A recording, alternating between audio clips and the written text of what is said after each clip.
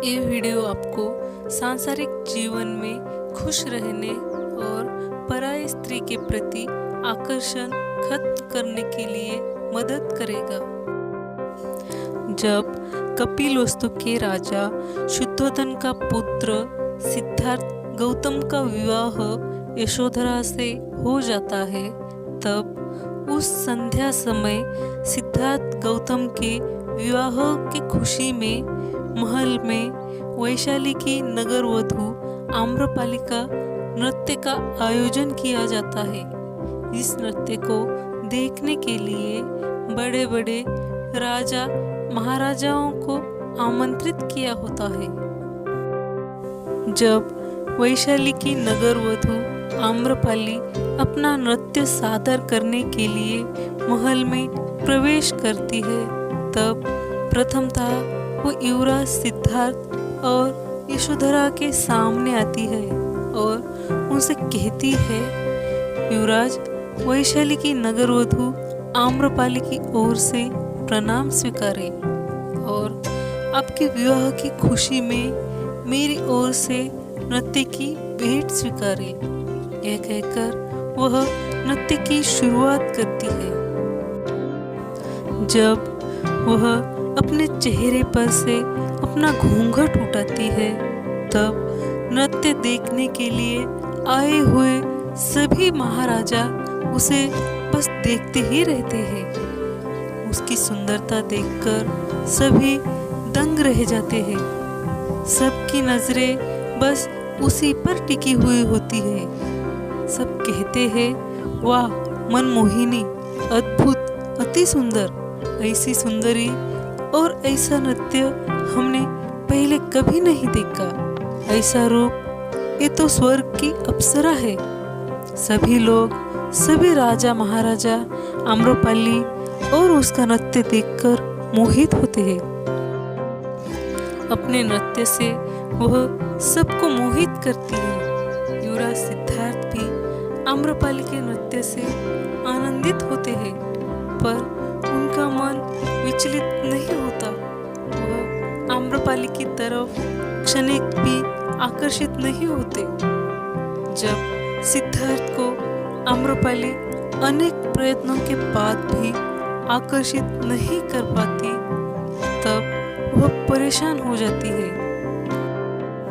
इसका अवसर उसे तब मिलता है जब युवराज सिद्धार्थ आम्रपाली को अपनी ओर से अपने गले से एक रत्न जड़ित हार उसको भेंट में दे रहे होते हैं।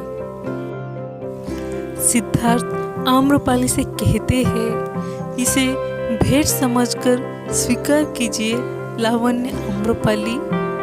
आपने इस अवसर पर आकर नृत्य से सबका मन मोहित कर दिया है।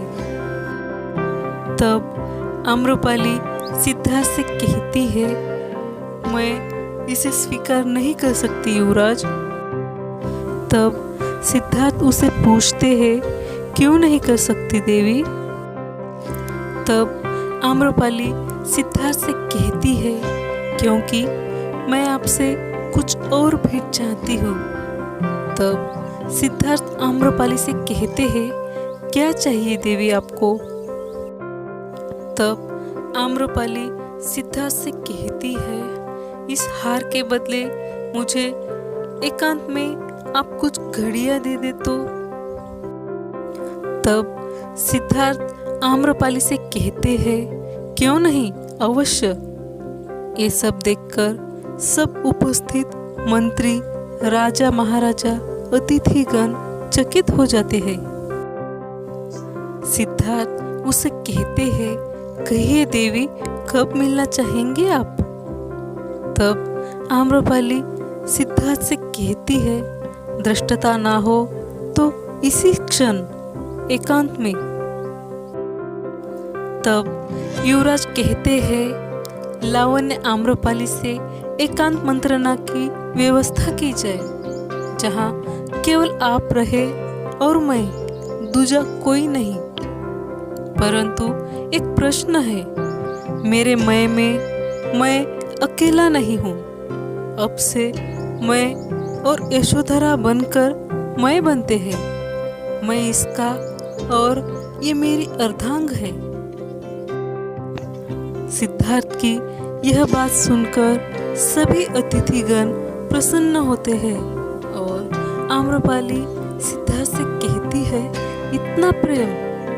तब सिद्धार्थ कहते हैं, हाँ, सारे विश्व में प्रेम है। प्रेम बढ़ना चाहिए और आरंभ अपनों से ही होना चाहिए। सिद्धार्थ के इस बात से मगध नरेश बहुत प्रभावित होते हैं। वह सिद्धार्थ से कहते हैं, वैशाली की नगरवधु सौंदर्य सम्राज्ञी आम्रपाली खुली बाहों से स्वागत करने हेतु आतुर थी, किंतु उसके मोहपाश में बांधना तो दूर, क्षणिक भर आकर्षित भी न कर सकी। इस आयु में इतना संयम? तब सिद्धार्थ मगध नरेश बिंबिसार से कहते हैं, जो पहले से किसी और के वश में हो वो दूसरों के वश में नहीं आता। सच्चे प्रेम के सामने क्षणिक आकर्षण सूर्य के सामने बादल के समान होता है महाराज, जो अधिक समय तक नहीं टिकता। युवराज सिद्धार्थ के ये उच्च विचार सुनकर मगध नरेश बिंबिसार सिद्धार्थ से कहते हैं, युवराज, जीवन में जब कभी भी सहायता की आवश्यकता पड़े, निसंकोच इस मगध नरेश को स्मरण कर लेना। इसके बाद युवराज सिद्धार्थ और मगध नरेश बिंबिसार की मित्रता और भी गहरी हो जाती है। सिद्धार्थ के बुद्ध बनने के बाद मगध नरेश बिंबिसार बुद्ध के प्रमुख अनुयायी बन जाते हैं, जो अंतिम तक साथ देते हैं। आपको यह वीडियो कैसा लगा, आप हमें कमेंट करके ज़रूर बताइए। धन्यवाद।